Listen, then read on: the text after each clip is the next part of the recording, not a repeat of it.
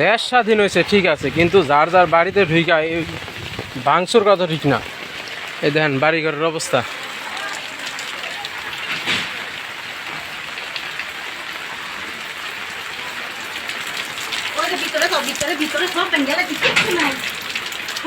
কোন দেশ স্বাধীন, এই স্বাধীন কয়া এই যে নিরীহ মানুষের বাড়িঘর যে ভাঙাচুরা।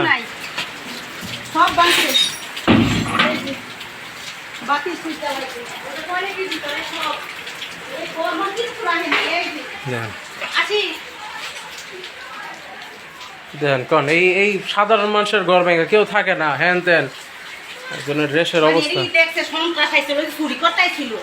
এটা দেশে যখন কোনো লন্ডভন্ড হয় তখন কেউ ধরেন এই যে এই করে লুটপাট, কেউ ভাঙচুর, ঘরের দামি জিনিসপত্র সব লুটপাট হয়েছে। আর দেখেন অবস্থা, টাকা পয়সা নিছে, গয়না ছিল, এইগুলো নিছে। দেখেন ঘরের অবস্থা, ঘরে কোনো দামি জিনিসপত্র রাখে নাই। এটা এটা কেমন হইলো কয় না দেশ। দেখেন আরো দেখেন,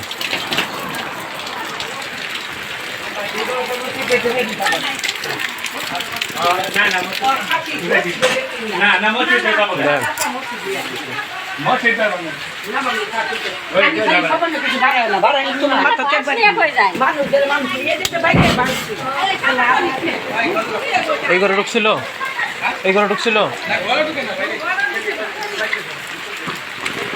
দেখেন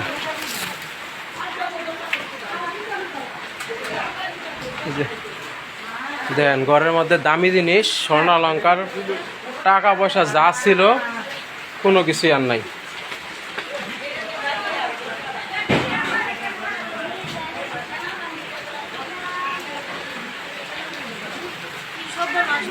এই যে নীরবের ল্যাপটপ, কম্পিউটার, মোবাইল যেগুলো ছিল কিছুই নাই।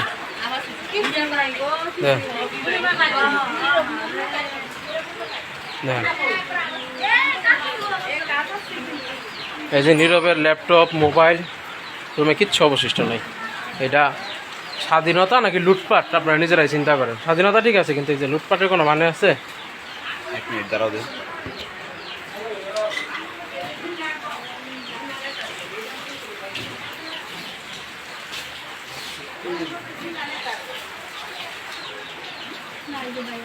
দেখেন খাবার টেবিল এসে মেরে গেছে মানুষটা, 100 বছরের ঊর্ধ্বে মানুষ।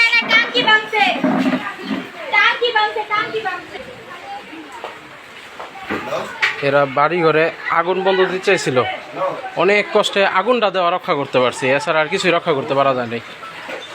জানো এটুকু রহমত লাগোয়া ঘর, অনেক রিকোয়েস্ট, কিছু পরিচিত ছিল যে বলছিল ভাই যাই করে আগুন দিও না, লাগোয়া ঘর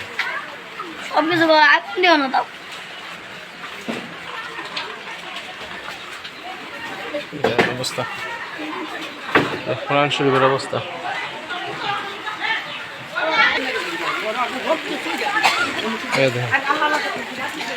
এই যে দাদি আকুবাকুবির অবস্থা।